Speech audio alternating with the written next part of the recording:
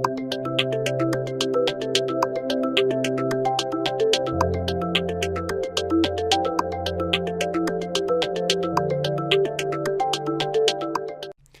and welcome to Discover Discovery. I'm Scott Marks, Community Opportunities Director for the Ohio Association of County Boards, and thank you for being here for this, webinar version of the Discover Discovery presentation that's been brought to you by the Employment Navigation team here at OACB and Employment First throughout the last year. So just again to give some background, this is a presentation that the Employment Navigation Technical Assistance Liaison team has done all throughout the state over the last year of our project. And we just wanted to bring it to you here in this electronic format so you would have all the information and have a forum to ask us questions afterwards. So at the end of this presentation, you'll see all of our contact information. So if there's anything here that you would like to follow up on or have any further questions about, there's a number of people you can reach out to. All our information will be here at the end of the presentation. Again, this is really a kind of 101 on career discovery, the new career planning service that's been available through the waiver since April 1st of 2017. This is not a really in-depth deep dive into discovery. It's more of a bird's eye view on the benefits of the service, how you can utilize it, why you should utilize it, and it's a service that we think would be a great benefit to job seekers with disabilities in Ohio. So without further ado, we will move on. So what career discovery is, it's an individualized comprehensive process that helps a job seeker pursue competitive integrated employment. It's a documented process that is intended to reveal how interests and activities of daily life can be translated into possibilities for a job in the community. And again, this is one of the new HCBS waiver services that is under the kind of overarching career planning service. So in this presentation, we're not going to talk about all the different pieces of career planning. We're really just going to focus on career discovery. One thing to be aware of with this service is it's different than many waiver services we've utilized in the past because it is outcome-based. So the provider of the service is paid once the report is written and submitted to either the SSA or Employment Navigator at a county board. We'll get into more specifics, but one thing to be aware of that career discovery is always intended to be a community-based service, and it's not something that should be provided in a facility such as a workshop or a day hab type facility. So what we're really looking to identify with career discovery, what this service is really intended to do, is to look at someone's interest in either one or more specific aspects of the job market.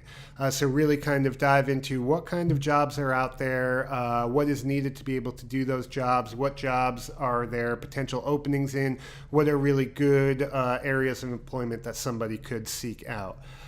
The other piece we really want to look at is the skills, strengths, and other contributions that would be valuable to an employer or valuable to the community if offered through self-employment. Again, one thing we want to say is discovery is not just for competitive integrated employment from another employer. It could also lead to self-employment. It could also lead to customized employment, and we'll talk a little bit more about that in a minute. And then lastly, what we're really going to be looking at with a good discovery profile, a good discovery service in that report, are the conditions that would be necessary for the individual's successful employment or self-employment. You're going to hear that phrase a few times over and over again, which is conditions for success. What we really feel strongly about with this service and why we've been spending the last year promoting it is we think there's a unique opportunity within this discovery service to really figure out what are those conditions that someone would be successful either on the job or in a more broader sense just in their connections to the community. Where can someone contribute? Where can someone be successful? Where can someone really thrive are the things that we really want to focus in on with this discovery service. So like we said, discovery is an outcome-based service, and really what we get at the end of a discovery is a written profile. And that profile includes summaries of the process and activities undertaken, so we do need to kind of clearly outline what we did, when we did it, what was what was the purpose of what we did there.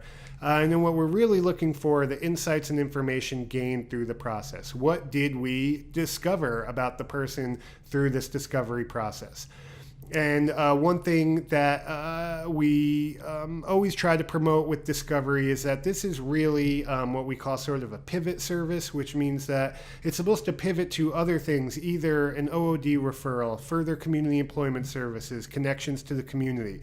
It's not a service that's ever intended to be terminal or end here. So the Discovery profile, the report, should always include recommendations for next steps. Now that we've discovered this information about that job seeker, about that person, what is the next step for that person, for their provider, for their kind of journey to employment or connection to the community? So again, very important. These three things should be apparent in every Discovery report: process and activities, insights and information, and recommendations for next steps.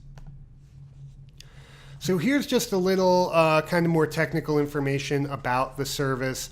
So this Discovery service can be authorized and provided up to 4 times in the individual's waiver eligibility span. Also important, this is a service that can be provided both by agency providers and independent providers alike, which we think provides great opportunity for this service to be really provided by a number of different providers, and that independent provider really may be a perfect provider type to do Discovery. These payment rates are still based on acuity, like many of our other waiver services, and you see the rates as they are right here. So someone in group assignment acuity A, it's a $1,084.20 payment. B is $1,626.30. C is $2,168.40. So again, when that report is completed and submitted to the SSA or Employment Navigator, these are the rates that will be approved for payment, like we said, possibly up to 4 times a year. Now, is it very likely that you would do a Discovery 4 times a year? Probably not. And also, we're going to get into the impact that these rates have on someone's adult and employment service budget overall. But again, we talked in the last slide of what we're really looking for here is next steps. So if the next step is further Discovery activity and the person and everyone on the team agrees to that, then that certainly makes sense. Just another sort of FYI, these rates are based on the assumption of approximately 20 hours of service to complete this service. So a general rule of thumb would be 20 hours of service that takes place over 6 to 8 weeks. So a report Discovery process can take really, up to 2 months, 20 hours. And if you're learning all kinds of things, if there's great Discovery work going on and you know that it's going to take many more than 20 hours, that's when you may want to finish the report and come back to the team and make a recommendation for further Discovery. Or if we've done the Discovery at certain settings, like in someone's home or a certain favorite place in the community, and we felt that we really didn't discover, really didn't find out the information that we needed to look at things like conditions for success, opportunities to contribute, then that's also where you may want to do additional Discovery in other community settings to discover that information that we're looking for. So a couple things here just to get into what Career Discovery is not, because we don't really want there to be any confusion about this, is that Discovery is not a program or an ongoing support. It's a limited time service, again, to figure out all those things we talked about before: interest in the job market, potential contributions, conditions for success. In saying that, it means it's not facility-based. It's not something that should be performed in a sheltered workshop. It's not something that should be performed with groups in the congregate setting. Really, the purpose of this service is something that's individualized out in the community, in people's homes, in their favorite community places, to figure out where that person really can thrive, where that person really connects, and how we can make those connections to the job market. Career Discovery, at least in the context of our waiver services here, does not mean customized employment always.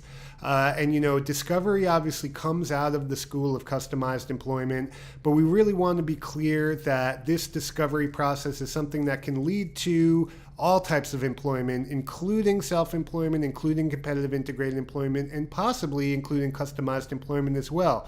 But we just want to make it clear that this service is not only linked to customized employment or self-employment. We feel strongly it's a great service that can lead to competitive integrated employment for job seekers.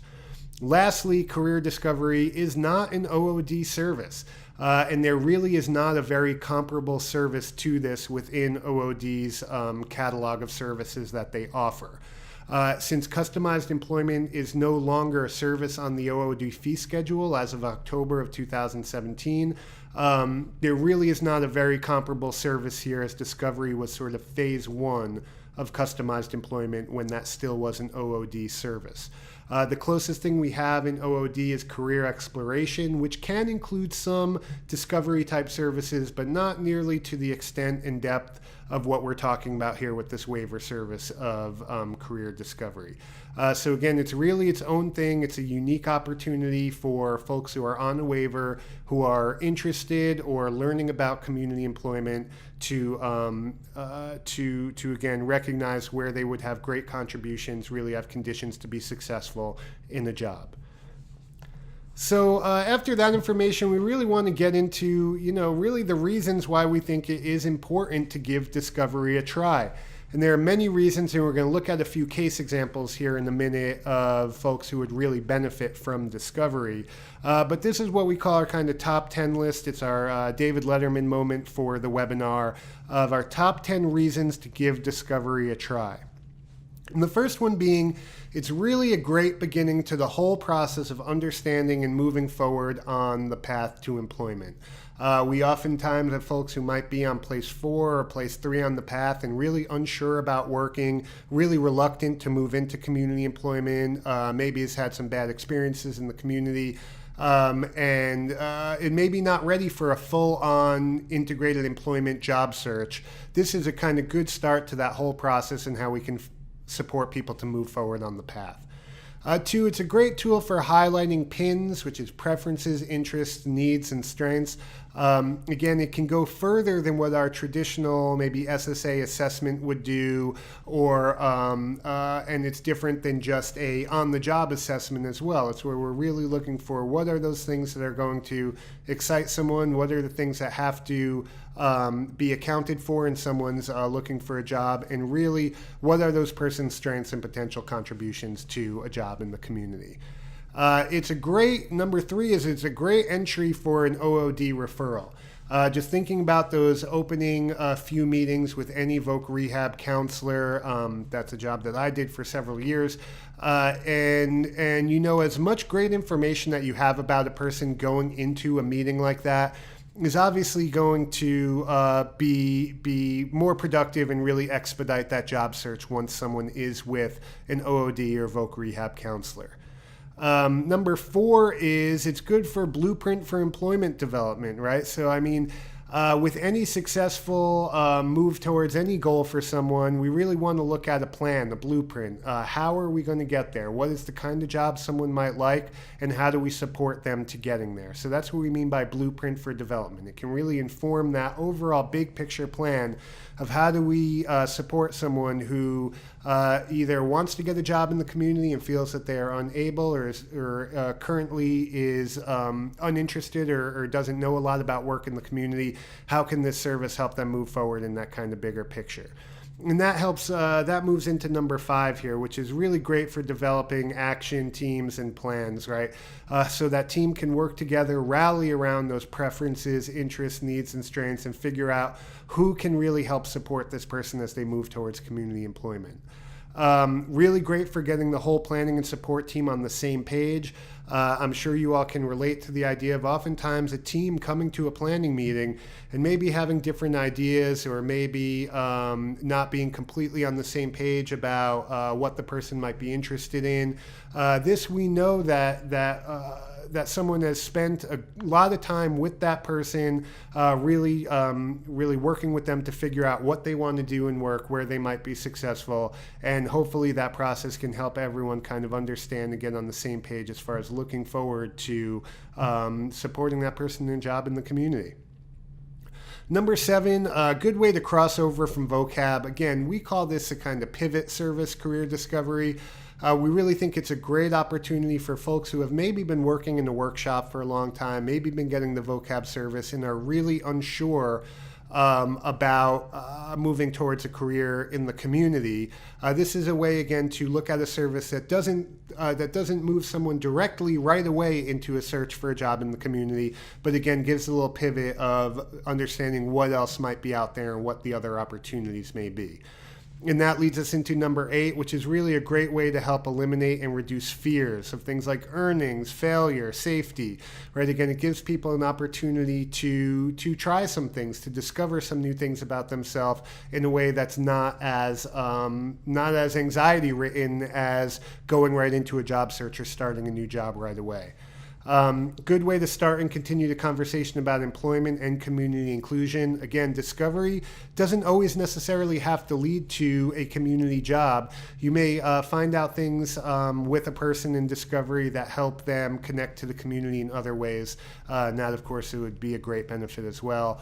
And lastly, number 10, a good bedrock service for ongoing focus on community employment, and really not a one and done. Like we said, any good discovery report should lead to recommendations for next steps. How can we best support this person as we move forward?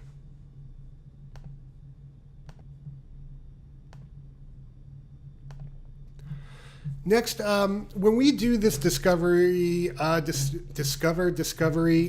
presentation live in person, we often show this video that's linked here from Michael Callahan. Obviously, I won't show it here within the webinar, but if you're very interested, I would encourage you to pause the webinar right now, go and click on this YouTube link, watch Michael Callahan's video, and come back for us.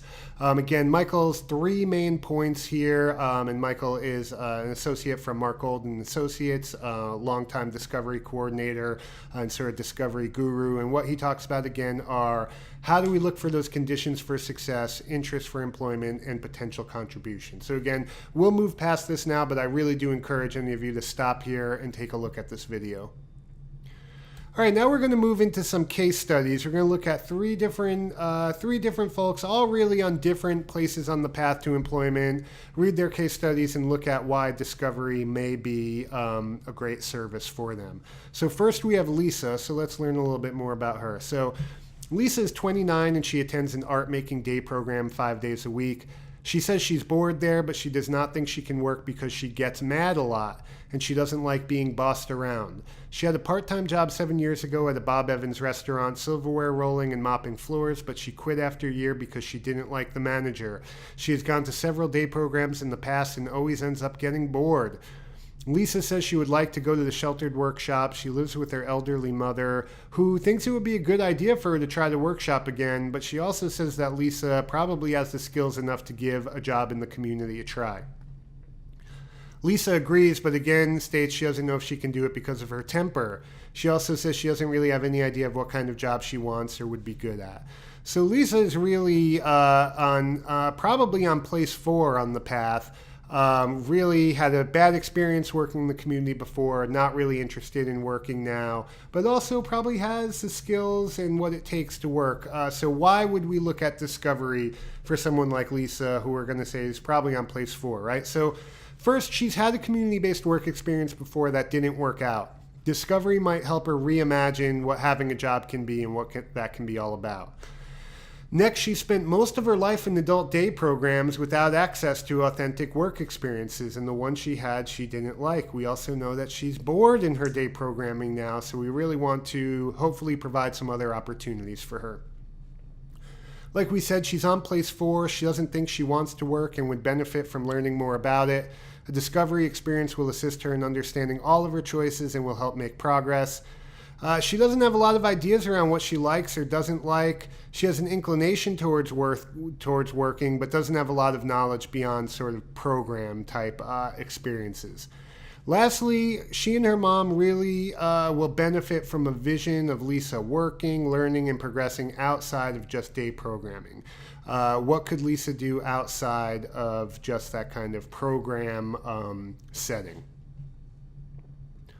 So next we have Alan here, and we'll talk a little bit about him. He's been attending a sheltered workshop for several years. He's in his 40s, and unfortunately he hasn't gotten a lot of community-based work experience. What he did get was sporadic and mostly assembly-like tasks. He didn't like that kind of work at all, so he often opted out of it in favor of doing other activities at the site. He now says he might be interested in looking into a part-time job. He lives with his mom. He doesn't really have a lot of ideas around what he would like to do or where to get started, but both he and his mom are afraid of breaking their current routine, but they're willing to see, right? Which is always the most important thing. So why discovery for someone like Alan? So he's not really had any community-based work experiences before. He and his mom are both anxious about changing up their routine, about doing something different. And he doesn't really have a way to answer questions around employment because what he's done is not really been authentic work experiences. He only really knows what he knows. He's on place 3. He's interested in working, but not sure about it, and he needs help to understand his options. He doesn't know a lot about what he likes or dislikes, especially as far as employment goes. And again, he and his mom are willing to give it a try, which is what's really important. And like we said before, they will really benefit from that vision of something else for Alan, something else besides just working in the workshop setting. Our last case study example is going to be Tony here. Now, Tony's kind of further along on the path. We'll say Tony is probably place 2. He's a recent high school grad. He wants to work full time. He didn't have a lot of work study experience during his high school career, but he was able to gain experiences doing things like shredding paper and some janitorial activities. But all of the work study was in groups and within the school environment. He knows he's not interested in those options for a career, but he doesn't know exactly what he would like to do or what's out there. He does a lot of chores at home. He takes care of the pet. He has an interest in cars, sports, and country music. He wants to learn to drive definitely and would also like to move out of his family home. So he's a young man with a lot of ambition. So why would discovery be great for him? Well, one, again, is he has had minimal, authentic, community-based work experiences. Most of his experience has been in groups and within the school. He really wants to work, but he doesn't have a lot of information or experience to make an informed choice. He's on place 2 on the path. He wants to work and he needs help getting a job. And initial career discovery will help focus and guide the job development process.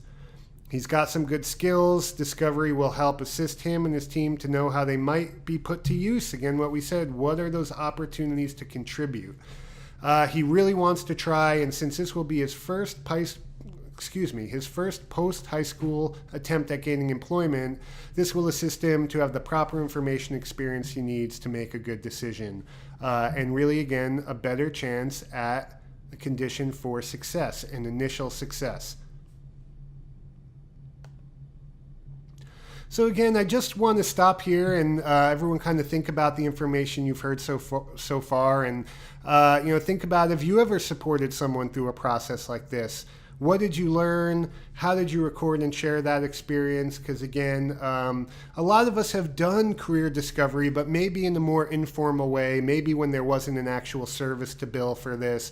But throughout the state, we've heard such great stories of folks who, once they got out of that kind of setting that they had been working in for so long, whether it was a workshop or an enclave, all the things that they discovered about themselves and they discovered about the opportunities they had for employment really are where the great benefits of discovery come in.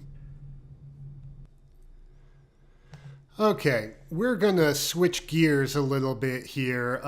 What the first part of this presentation was, and hopefully it was effective, were all the reasons that we think discovery is a great service for job seekers, folks with disabilities who might be looking towards community employment. What we're going to talk a little bit now, I'm going to call it kind of getting down to business, are if you're a provider or a county board, hopefully you believe and agree with us that this discovery is a great service for folks we're supporting through our DD system here. But there are also kind of more logistical things to consider, and that's really why I want to get into here, why not only is this a great service for folks we're supporting, why it really makes sense for our provider community and for our county boards to be really getting into authorizing, providing, getting certified for this service. Going back a little bit, with the changes made to the waiver services in April of 2017, there were a number of changes that really provide an opportunity to do discovery and what really kind of makes a lot of sense in the context of our new rules and service rates. So one thing, we have increased waiver budgets than what we used to have in the past. So our waiver budget for adult and employment services for an individual has gone from 240 days of service to 260 days. And what that really means is just more money in someone's budget to do some different things with the services that are available. And I'll talk more about that in a minute. Utilization data suggests we've got a lot of additional opportunity to support people either on the evening or on the weekend, that people aren't utilizing the full extent of the services as they are offered in the kind of regular day business hours throughout the year. So that could mean things like longer days or shorter weeks for our programming, doing more things in the evenings. It could mean a number of different ways that we could structure our programs differently beyond just the kind of 9 o'clock to 3 o'clock, 240 or 250 days a year. So with that said, what I'm saying is there's a real opportunity here for our providers to maximize revenue while increasing opportunity to connect to community activity. We know the budgets are bigger, and we know we have different services with different payment rates that are more inherently community-based. Oftentimes, if I'm working with the provider on the issue of integrated services, we all know it's a requirement now for waiver providers to provide all services in what is considered an integrated setting. So for many of our traditional workshop or day hab providers, a recommendation that I would always make is to get certified in things like career planning or individual employment support if you weren't before. These are services that are inherently one-on-one, inherently community-based, inherently employment-related. So if you're a provider trying to move towards integrated settings, this is a service that you should really be certified in. We'll have more information at the end about how to get certified in these services if you aren't already. And again, the next process in that is doing discovery, and that's really what this whole presentation is about. This is now a service that is a formal service, billable for providers, again, leading to great information for integrated and community-based supports. It's the opportunity to provide services while closing what our data shows is a big gap between what we authorize in services and what people actually utilize. And what I mean by that is that, on average, if folks are authorized for 240 days of service a year, which means there's a lot of opportunity to provide some different services, provide services that are in the community, leading to community employment, while also closing that revenue gap of what we've projected, what we've authorized, and what is actually being provided. And last, as far as integrated settings go, the opportunity for, again, any services that are inherently community-based, community employment-based, are going to go a long way as far as moving towards a program that is integrated and is community-based in its whole. So I said I'd talk about this a little bit before, and I think that this is important, again, to look at this discovery service within the context of someone's budget for adult services and employment services. So this example is someone who is in cost of doing business area 5. So they're going to be starting with an individual budget for their adult and employment services of $10,660. Like we said before, that discovery service costs about $1,084. And so you subtract that out of the overall budget, and that means they have about $9,500 left in their budget for any additional services. If you take that number and convert that to the daily rate, that still leaves 233 days left of services, either in a day service or a vocab service, even after that discovery. So again, we said on average, that's really a lot more than most people are attending, and really hopefully can alleviate some of those concerns about this being too expensive of a service to come out of someone's budget. But we probably don't want to stop there, so let's take it a little bit further. and say that after discovery, we also were going to look at 20 hours of job development under career planning in the waiver. So just for the purpose of this example, we're not going to be considering an OOD referral here, just discovery and job development, and then other services more at our daily rate, like adult day or vocab. So if you were to do the discovery and then also 20 hours of job development, each of those would be about $1,084 each.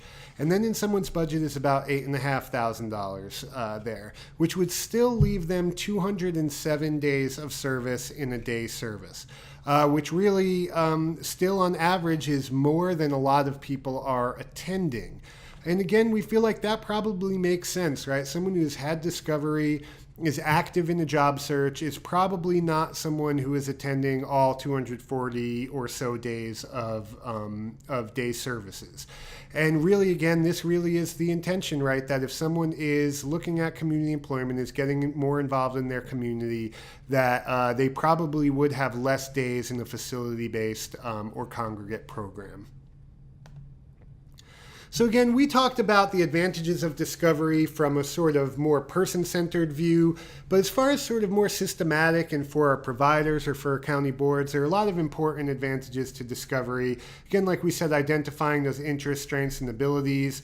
And it's a helpful tool, like I talked about, to help county board manage budget and waiver funding, because we can close that gap between authorized funds and encumbered funds. Again, if a county board is authorizing 260 days of a day service or a roll-up code for vocab and adult day support, and that person is only attending 180 or 200 days of service, then there's a big gap there, right? And oftentimes that means those funds are encumbered for several years, and other people who may need the funding or, again, the access to other types of supports are not really going to be available.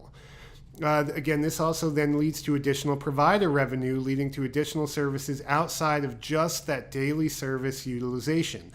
We want to be looking beyond just 9 o'clock to 3 o'clock every day, and this is the opportunity to do that. Also helps our county boards and providers with things like ISP planning, service coordination, and again, what are those next steps to further integrated supports? And we already mentioned this before, but discovery is no longer a service that is funded through OOD, meaning there is not a conflict with Medicaid employment rules as far as Medicaid being the payer of first resort, or payer of last resort, for employment services, right? So what would have to happen if you were providing this service for someone outside of OOD is you would just have to document with the case note in the case saying that the service is not available through OOD. Thus, we were looking at it and authorizing it to be provided as a Medicaid waiver service. So some considerations to think about, right? Who should be referred to discovery? Well, really anyone that it makes sense for. If you're in the team meeting and it seems like this is going to be a good service based on everything we've already talked about, then go ahead, authorize it, provide it. That is great. But we really think, especially folks who are on place 3 and place 4, are really people who may benefit most from this. Folks who really don't have an idea about the benefits of working, where they could be good at work, what the options are, what's out there, what their strengths are. Really, those folks, place 3 or 4, really might benefit from this discovery service. Also important to think about what providers are doing discovery. So local employment networks, that's something we can definitely do, is identify and grow the capacity of providers who offer discovery. That's been a huge focus of our employment navigation team this last year, is just trying to increase the capacity, the number of providers that are offering and providing this service. And something, a local employment navigation team and partners could work together is to develop what a position for a discovery coordinator might look like. Maybe even someone that's shared among multiple providers and with the counties. And to that end, we put together a couple numbers here just to see what would it look like if you as a provider were to hire on someone to do nothing but discovery, that their job would be discovery coordinator, that would be their sole responsibility. At what point would a provider break even or make money on that position? So we looked at the national averages for the job developer position, and just for the sake of being careful here, we actually took the highest end of the national average, which is $17 an hour for a job developer. When you add in benefits, we're talking about approximately $50,000 a year for that position. So if you were to take that and divide that down to the rates we looked at before, in order to break even, that would mean 46 discovery reports a year, which seems like a lot. But then when you break that down, that means 4 reports a month. All right, doesn't seem as much there. And if we know that a report, that a discovery takes about 20 hours, that means that really only about 45% or 16 hours of someone's 40-hour work week would be spent working on discovery in order for this position to be completely paid for. So again, less than 50% of utilization doing discovery work, and you have a position that's completely paid for. And again, if you don't pay a job developer or a discovery coordinator $17 an hour, these numbers only go down, right? So if you're really talking more like $14, $15 an hour, then that really means less discovery reports. And you're in the area of maybe 38 or 40 reports a year to break even. And even if those numbers seem untenable, that how could we do 46 reports a year, or how could we do 40 reports a year? Even if you cut that number in half and said you had a discovery coordinator who spent half their time with doing a goal of 20 or 25 discovery reports a year, then they would have, we know, plenty of time to do other things like as active job development or job coaching. So there really is a great opportunity to kind of carve out, create a position here that focuses on discovery and maybe does some other community employment services as well. All right, we're going to change gears for last time here and talk about outcomes. Because we really wanted to see where does discovery, where does career planning, career discovery fit in our sort of overall person-centered planning process, individual service planning process. And we wanted to just give you a couple of examples of some employment outcomes and then how career discovery could fit into a person-centered plan with an employment outcome. So here's just a few possibilities of good plan outcomes for someone who might be interested in discovery or interested in community employment, or someone maybe even still receiving a vocab service. So things like Stacy wants to volunteer so she can learn about different workplaces and job skills and figure out what she likes and doesn't. Tom wants to learn about being safe at work and getting along with his coworkers so he can get a job in the community.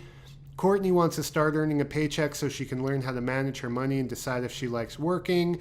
And I want to figure out what jobs I might be good at so I can figure out if I want to work. So again, just a couple of outcomes, a couple of outcome examples before we move into, some dive deeper into how this connects back to discovery.